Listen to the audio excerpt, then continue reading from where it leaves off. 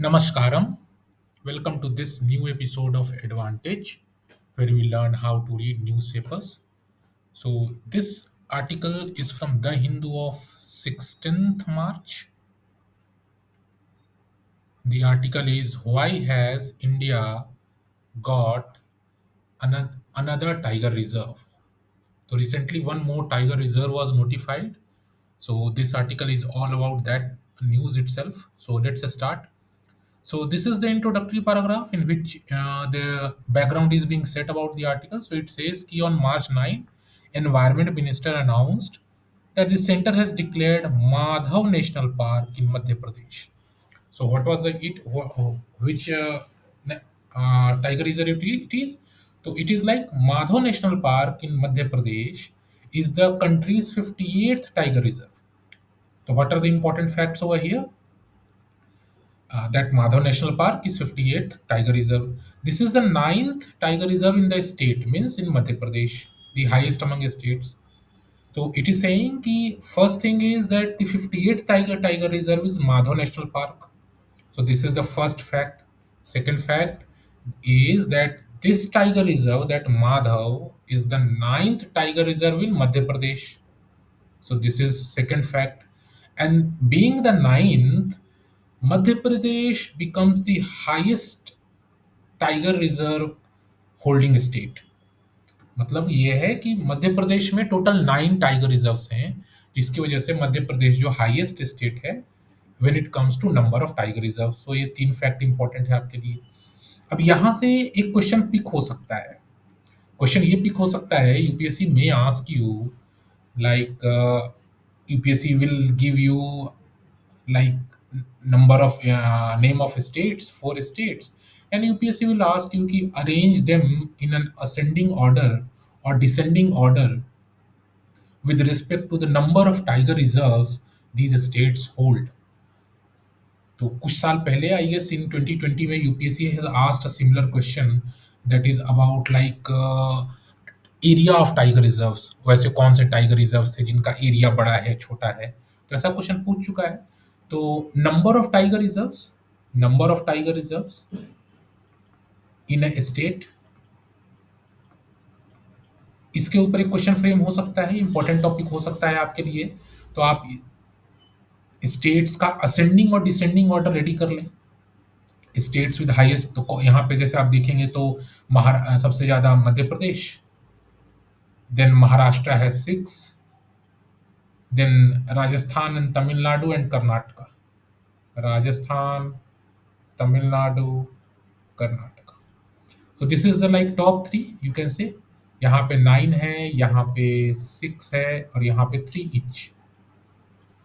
तो ऐसा कुछ ऑर्डर अगर आप तैयार करते हैं, नोट्स बनाते हैं, तो आपके लिए यूजफुल हो जाएगा. Moving ahead. So this paragraph will tell us about the like challenges or threats faced by tigers in India. ज्यादा फैक्ट है, उन सारा फैक्ट नहीं पकड़ना है, ओवरऑल इश्यूज को पकड़ना है इस पैराग्राफ में. Tigers were historically abundant in India, मतलब historically tigers were abundant in India, बहुत थे इंडिया में. But hunting, poaching and colonial exploitation of forest for timber. तो कौन कौन सा फैक्टर है? Hunting, poaching and exploitation of forest for timber. Three factors started a precipitous decline. Precipitous मतलब fast decline, बहुत तेजी से डिक्लाइन होने लगा टाइगर पॉपुलेशन का in the early 20th century. तो तीन फैक्टर यहाँ से आपके इंपॉर्टेंट हो गए. अगर मेंस में कहीं क्वेश्चन आता है on question on tiger decline, तो यहाँ से आप तीन रीजंस दे सकते हैं.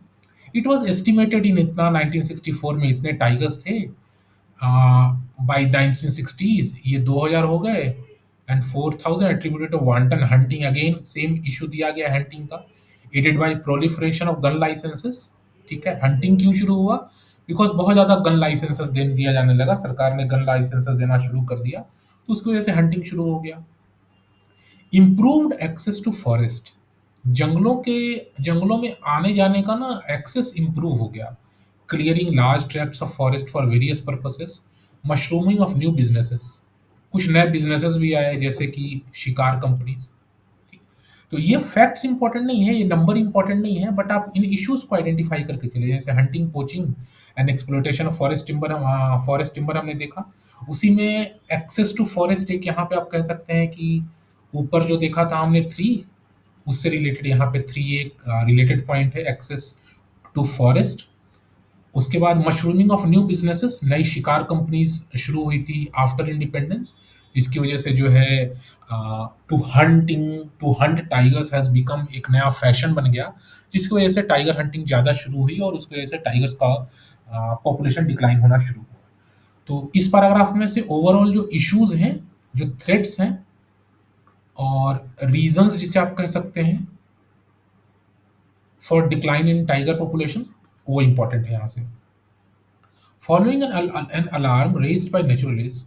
अब यहाँ पे एक अच्छा सा चीज, एक अच्छी सी बात आ रही है, national board of for wild life, NBWF। पहले इसे कहा जाता था Indian board for wild life, now उसका नाम बदल गया और उसे कहा गया national board of wild life. ये बहुत ही इंपॉर्टेंट टॉपिक है यूपीएससी के लिए। आपके इन्वायरमेंट क्लासेस में अगर आपने नहीं पढ़ा है तो इसके बारे में जरूर जानिए कि क्या होता है NBWF। NBWF, national board for wild life, क्या होता है, इसका चेयरमैन कौन है, इसका फाउंडेशन क्या हुआ, इसकी स्टैट्यूटरी बॉडी है, कब कौन सा एक्ट है, ये सारी चीज़ें आपको पता होनी चाहिए। यूपीएससी ने ऑलरेडी इस पर प्रीलिम्स में क्वेश्चन पूछ चुका है। In a meeting in new Delhi 1969 में मीटिंग हुई, recommended total ban on the export of all wild cats skin including tigers. तो 1969 में मीटिंग हुआ जिसमें बोर्ड ने ऐसा ऐसा रिकमेंड करा कि कैट स्किन्स का एक्सपोर्ट हम बैन करेंगे। अगेन ये जो चीज़ें, ये जो पैराग्राफ है, ये एक ओवरऑल आपको बैकग्राउंड दे रहा है कि कैसे टाइगर कंजर्वेशन की तरफ इंडिया मूव किया। India, how did India started moving towards tiger conservation. तो इस पूरे पैराग्राफ का ऑब्जेक्टिव वही है, वही बता रहा है। अब इतनी निटी ग्रिटीज में, इतनी डिटेल में आपको यूपीएससी में क्वेश्चन नहीं पूछने जा रहा कि 1969 में क्या बैन करा, ये नहीं पूछने जा रहा। ओवरऑल हम यहाँ पे जो अच्छे अच्छे इंपॉर्टेंट टर्म्स हैं, जैसे NBWF, उसका रोल आपको पता होना चाहिए, NBWF का रोल क्या है। दूसरा यहाँ पे है international union for conservation of nature, IUCN। IUCN, तो IUCN की मीटिंग हुई दिल्ली में। एक बहुत इंपॉर्टेंट फैक्ट हो सकता है, आपसे पूछा जा सकता है कि क्या IUCN कभी इंडिया में IUCN की मीटिंग हुई या नहीं। तो यहाँ पे है कि 10th असेंबली 19 सेम ईयर, मतलब अभी हमने देखा ऊपर 1969 में, 1969 में IUCN की जो 10th असेंबली थी वो दिल्ली में मीट हुई। तो एक बहुत इंपॉर्टेंट फैक्ट आपके लिए है प्रीलिम्स पॉइंट ऑफ व्यू से। और उसमें टाइगर को एंडेंजर्ड स्पीसीज के रूप में इंक्लूड किया गया। ठीक है, रेड डाटा बुक आपने एनवायरमेंट में पढ़ा होगा, what is red data book. अगर नहीं पढ़ा है तो इसको नोट कर लीजिए, रेड डाटा बुक क्या है, IUCN क्या है, इनके बारे में आपको पता होना चाहिए। तो red data book is kind of a list, contains the list of species, different category of, उनके थ्रेट परसेप्शन के हिसाब से स्पीशीज को कैटेगराइज किया जाता है। उसमें से एक कैटेगरी होती है इंडेंजर्ड स्पीशीज की, और उस इंडेंजर्ड स्पीशीज में टाइगर भी आता है। तो एक अच्छा सा फैक्ट निकल के आ रहा है कि टाइगर का कंजर्वेशन स्टेटस क्या है। टाइगर जो है इंडेंजर्ड स्पीशीज है एज पर IUCN। तो ये एक बहुत अच्छा इंपॉर्टेंट फैक्ट आपके लिए है। तो ये दो फैक्ट यहाँ से आपके काम के निकल रहे हैं। When numbers further dwindle, dwindle मतलब नंबर जब और नीचे जाने लगे और घटने लगे, टाइगर की संख्या घटने लगी, तो ये सारा फैक्ट आपके काम का नहीं है। पर हाँ, ये काम का है कि इंदिरा गांधी जब प्राइम मिनिस्टर थी तो उन्होंने एक टास्क फोर्स का गठन किया टू इन्वेस्टिगेट द प्रॉब्लम। तो 1972 के अगस्त में टास्क फोर्स ने एक रिकमेंडेशन दिया और उसके बेसिस पे प्रोजेक्ट टाइगर की शुरुआत हुई। ठीक है, तो अप्रैल 1973, ये डेट बहुत इंपॉर्टेंट है, ये फैक्ट आप याद कर लीजिए। ऐसा फैक्ट आपको यूपीएससी पूछ सकता है कि प्रोजेक्ट टाइगर का इम्प्लीमेंटेशन डेट क्या था। तो प्रोजेक्ट टाइगर का इम्प्लीमेंटेशन डेट वाज अप्रैल 1973। तो this project tiger was inaugurated at Corbett tiger reserve with 9 tiger reserves announced across India. तो हुआ क्या कि प्रोजेक्ट टाइगर शुरू हुआ 1 अप्रैल 1973। मजे की बात है कि अप्रैल फूल डे के दिन वो शुरू हुआ था। तो 1 अप्रैल 1973, आप इसको अप्रैल फूल डे के रूप में अगर याद रखेंगे तो शायद आपको याद करने में सहूलियत हो कि प्रोजेक्ट टाइगर अप्रैल फूल डे के दिन शुरू हुआ था इन 1973। इनॉग्रेट कहाँ से हुआ? कॉर्बेट टाइगर रिजर्व से। टोटल 9 टाइगर रिजर्व्स इसके परव्यू में आए, प्रोजेक्ट टाइगर के अंदर 9 टाइगर रिजर्व्स आए। कौन-कौन से आए? कॉर्बेट, पलामू, पहला कॉर्बेट, दूसरा पलामू, तीसरा सिमलीपल, चौथा Sundarbans, fifth is Manas, sixth is Ranthambore, seventh is Kanha, eighth is Melghat and ninth is Bandipur. अब काम की चीज क्या है? पहले तो आपको ये पता होना चाहिए कि ये 9 टाइगर रिजर्व्स, आपको श्योर शॉट पता होना चाहिए कि 9 tiger reserves were the ones which were initially incorporated for the implementation project tiger. तो ये तो सबसे पहला इंपॉर्टेंट चीज है। इन 9 के 9 के आपको नाम याद होने चाहिए, डेट याद होना चाहिए, आपको प्रोजेक्ट टाइगर याद होना चाहिए।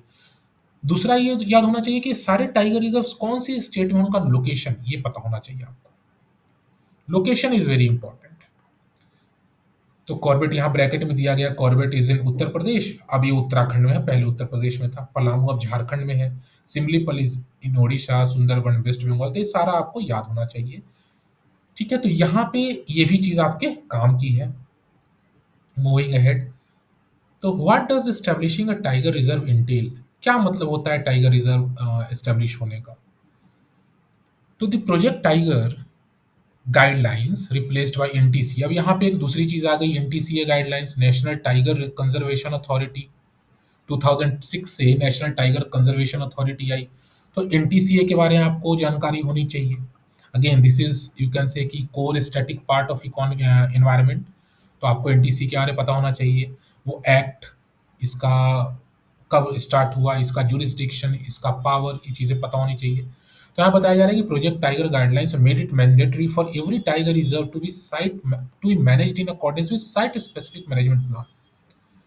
अब ये बहुत अच्छी सी बात यहाँ पे कही है, site specific management plan is one of the features of project tiger.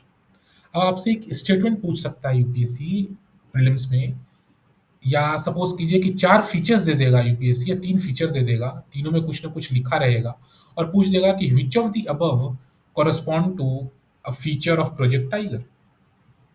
तो एक फीचर क्या है? Site specific management plan. मतलब जो साइट है जहाँ पे प्रोजेक्ट टाइगर इंप्लीमेंट किया जा रहा है, जो पर्टिकुलर साइट है, उस site specific management plan. Suppose कीजिए कि सपोज कीजिए कि 3 अलग अलग साइट है, और हर साइट की रिक्वायरमेंट अलग अलग है। तो साइट स्पेसिफिक मैनेजमेंट प्लान, इसका मैनेजमेंट प्लान इसके साइट अकॉर्डिंग, इसका इसके अकॉर्डिंग, और इसका इसके अकॉर्डिंग। एक दूसरा तरीका हो सकता है कि एक ही मैनेजमेंट प्लान हो और वो सारे में इंप्लीमेंट हो। पर प्रोजेक्ट टाइगर क्या कहता है? Site specific. मतलब जो जैसा साइट है, उस साइट की रिक्वायरमेंट क्या है, उसके accordingly management plan will be implemented. तो ये बहुत अच्छा पॉइंट है।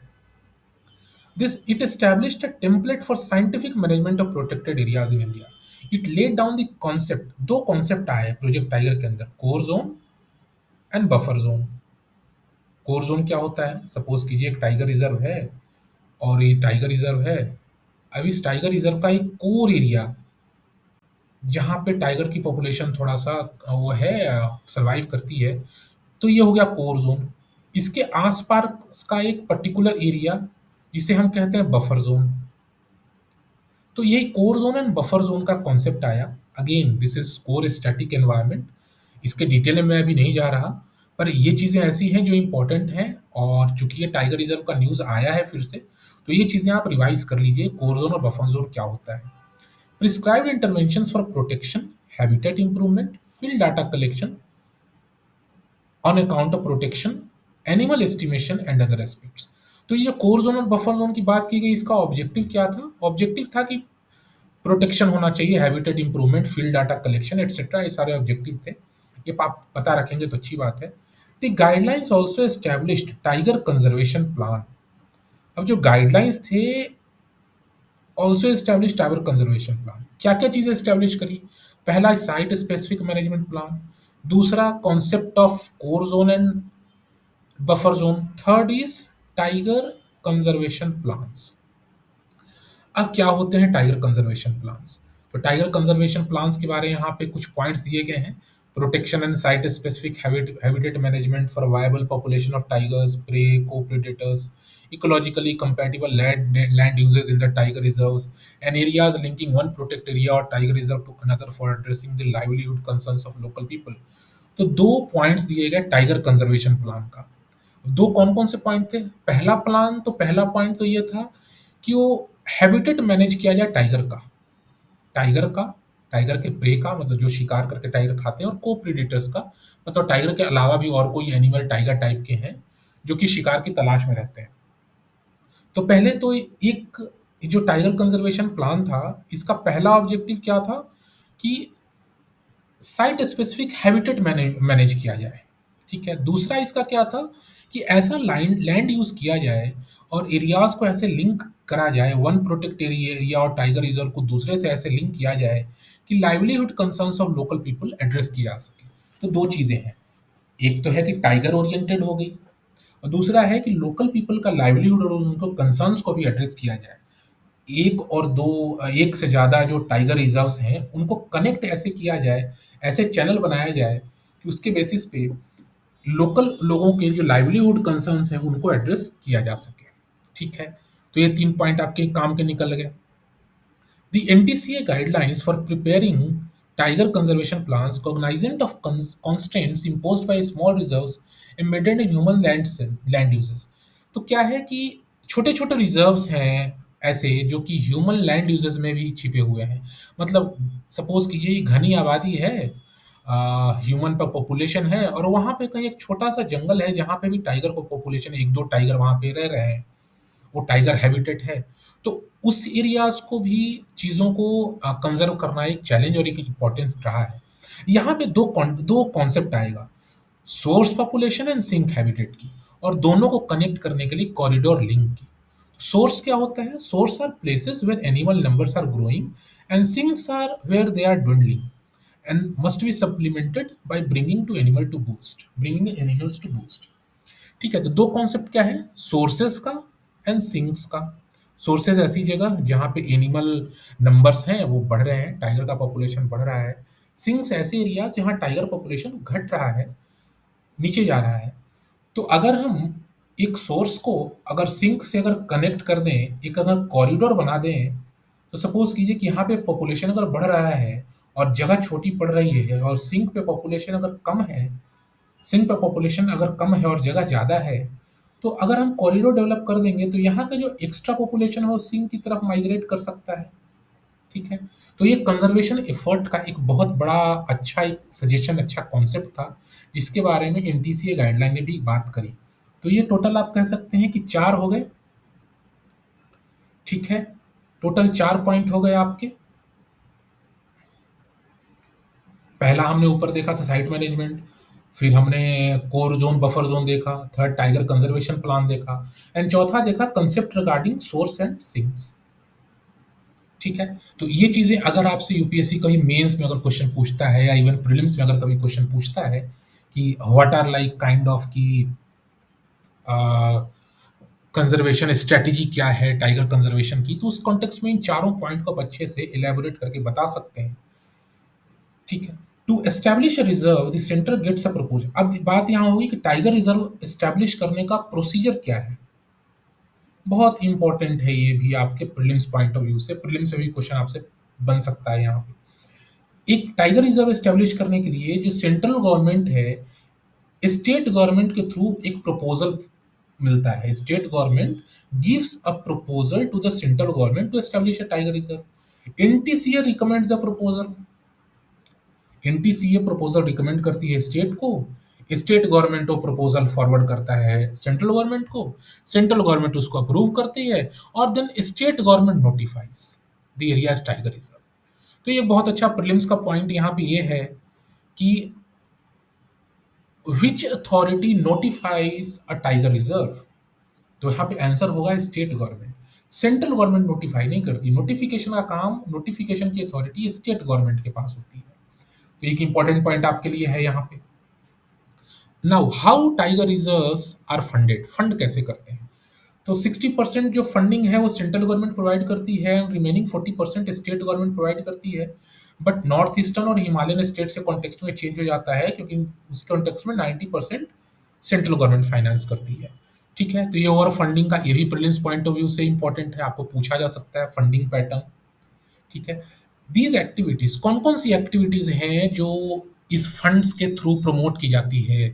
कौन कौन सी एक्टिविटीज हैं? जैसे कि anti poaching initiatives, habitat improvement, water development, human animal conflict को एड्रेस करना, डेजिग्नेटिंग इनवायलेट स्पेसेस, ऐसे स्पेसेस स्पेसेस जहाँ पे बिल्कुल उनको छोड़ दिया जाए, वायलेट ना किया जाए, एज इट इज कंडीशन में छोड़ा जाए, किसी तरह का इंटरवेंशन ना हो। Relocating villages from critical tiger habitats, ऐसे विलेजेस को, ऐसे ह्यूमन सेटलमेंट्स को रीलोकेट करना जहाँ पे टाइगर की संख्या अगर बढ़ रही है तो, और वहाँ पे ह्यूमन सेटलमेंट भी है, तो उस ह्यूमन सेटलमेंट को वहाँ से रीलोकेट करना, काइंड ऑफ कि आप ह्यूमन एनिमल कन्फ्लिक्ट को रिड्यूस करने के लिए। Okay, it also supports states in settling the rights of displaced people, जो डिस्प्लेस्ड पीपल हैं उनके भी राइट्स की बात हो रही है यहाँ पे। Rehabilitating traditional hunting tribes living in around tiger reserves, conducting independent monitoring, evaluating tiger reserves. तो क्या क्या बात हो गई?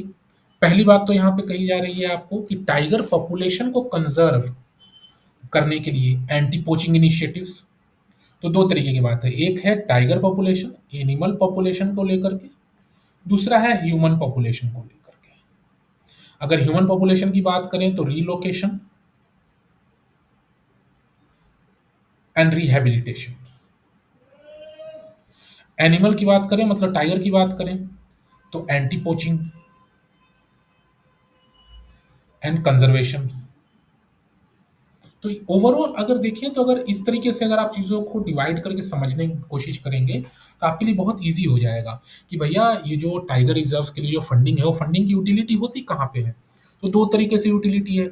एक यूटिलिटी का एक फोकस जो है एनिमल टाइगर कंजर्वेशन पे है। कैसे कंजर्वेशन पे है?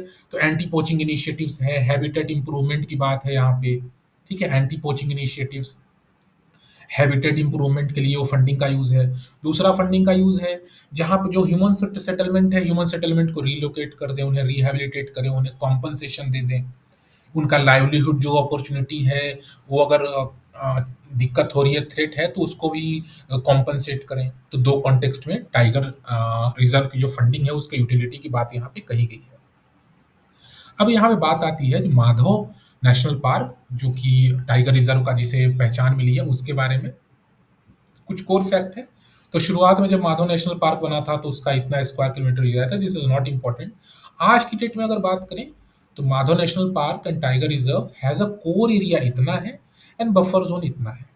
ठीक है, अब यहाँ से ऐसे आपसे यूपीएससी शायद क्वेश्चन ना पूछे, अगर आप याद रखते हैं तो अच्छी बात है, आप याद रखिए, बिकॉज ये टाइगर रिजर्व न्यूज़ में रहा है तो इसका कोर एरिया और बफर जोन के बारे में आपको आइडिया होना चाहिए। बट 2 years ago यूपीएससी है, few years ago UPSC has asked a question about like the tiger reserve having the largest core area, tiger reserve having the least core area। तो उस context में ये वाला fact आपके लिए important हो जा सकता है, और इसको आप उस कॉन्टेक्स्ट में कनेक्ट करने की कोशिश करें। जितने भी टाइगर रिजर्व्स हैं उनकी एक लिस्ट आपके पास होनी चाहिए कि वो लिस्ट के हिसाब से सबसे ज़्यादा कोर एरिया वाला कौन सा टाइगर रिजर्व है, सबसे छोटा कोर एरिया वाला टाइगर रिजर्व कौन सा है। तो उस कॉन्टेक्स्ट में ये इंपॉर्टेंट हो सकता है। तो it did not have a tiger population till इतना, ये सारी चीज़ें आपके लिए इंपॉर्टेंट नहीं है। हाउएवर द माधव रिजर्व, हाँ, जो माधव रिजर्व है ये एक इंपॉर्टेंट कनेक्टिंग कॉरिडोर है। कनेक्टिंग कॉरिडोर कहाँ से है? रणथंभौर से कुनो से। अब यहाँ पे दो और प्लेसेस इंपॉर्टेंट न्यूज़ में आ गई आपके लिए। तो जो आप लोकेट करेंगे माधव टाइगर रिजर्व को मैप पे, तो वहाँ पे मैप पे लोकेट करते टाइम आप रणथंभौर और कुनो को भी जरूर देखिए कि ये दोनों कहाँ पे लोकेटेड हैं। क्योंकि जो माधव टाइगर रिजर्व है it will act as a corridor between Ranthambore and Kuno. Kuno news में और भी क्यों रहा था रिसेंटली, कुनो में और भी न्यूज में रहा था, अभी हम आगे देखेंगे। तो which now has a captive चीता पॉपुलेशन। ठीक है, कुनो ये भी न्यूज में रहा था बिकॉज अभी रिसेंटली चीता पॉपुलेशन को वहां पे रिलीज किया गया। ठीक है, तो ये भी एक करंट अफेयर्स का एक पार्ट हो गया। कुनो नेशनल पार्क इस वजह से भी न्यूज में है।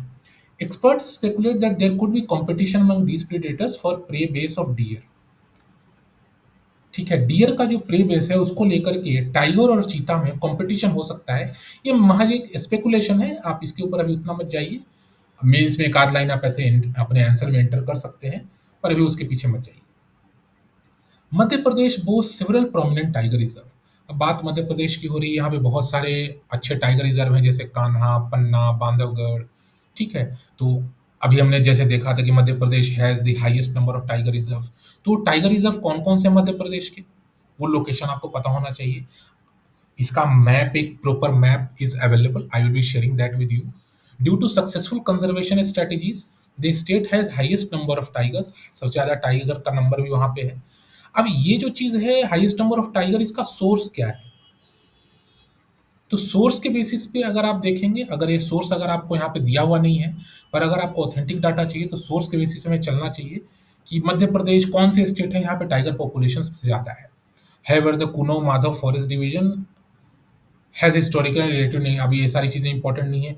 कुनो का इंपॉर्टेंस बताया गया है कि चीता इंट्रोडक्शन को लेकर के। ठीक है, तो expected to oversee both cheetah and Kuno tiger population. ठीक है, कुछ खास इंपॉर्टेंट यहाँ पे बात नहीं कही गई है।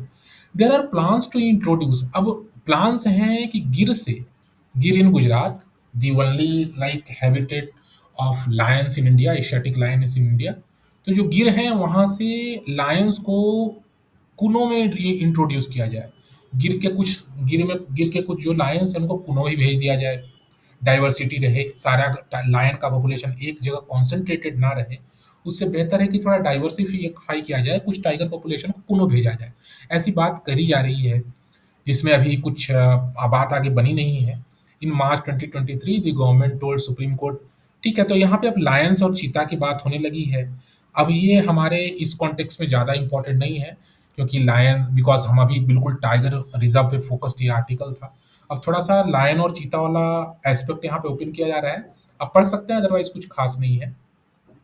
हाँ, यहाँ पे एक फैक्ट है कि अब तक इंडिया में कितने टाइगर हैं, तो इतने टाइगर हैं, and out of this 30% of them consider to be living outside tiger reserve. अब ये एक अच्छा फैक्ट है। मतलब सोचिए कि जितने टाइगर इंडिया में हैं, उसका 30% जो पॉपुलेशन है वो टाइगर रिजर्व में नहीं रहता, टाइगर रिजर्व के बाहर रहता है। अभी इंटरेस्टिंग फैक्ट है। अब यहाँ से UPSC is not going to ask the number of tigers, UPSC आपसे क्वेश्चन ही पूछने वाला है कितने टाइगर हैं। पर अगर ऐसे फैक्ट अगर आप अपने मेंस आंसर में लिखते हैं, तो नो डाउट आपका वैल्यू एडिशन बहुत अच्छा होगा। So this was the overall article. यहाँ पे एक अच्छा सा मैप दिया गया है, कौन कौन से कितने कितने टाइगर रिजर्व कौन से स्टेट में है। तो देखिए, मध्य प्रदेश में 9, महाराष्ट्र में 6। ठीक है, और वैसे ही सारा कुछ दिया गया, अरुणाचल प्रदेश, राजस्थान में 5, कर्नाटका में 5। ठीक है, तो ये चीज़ें यहाँ पे कुछ अच्छी दी गई हैं, इनको असेंडिंग डिसेंडिंग ऑर्डर में टॉप 3 एंड बॉटम 3 आप कर सकते हैं। Top 3 states, bottom 3 states in terms of number of tiger reserve and in terms of tiger population. तो ये चीज़ें आप यहाँ से, ये चीज़ें ये काम ऐसा है कि अगर आप एडिशनल वर्क है beyond the newspaper, because UPSC आपको एप्लीकेशन बेस्ड ही क्वेश्चन पूछेगा। तो अगर ऐसे अप्लाई करते हैं आप अपनी नॉलेज को, एक न्यूज़पेपर के आर्टिकल को अगर आपने ऐसे अप्लाई करा और उसको अगर आपने ऐसे एनालाइज करा, तो नो डाउट चीज़ें आपके लिए बहुत ईजी हो जाएगी। आई विल बी गिविंग अ छोटा सा crisp summary of this article for your ready reference.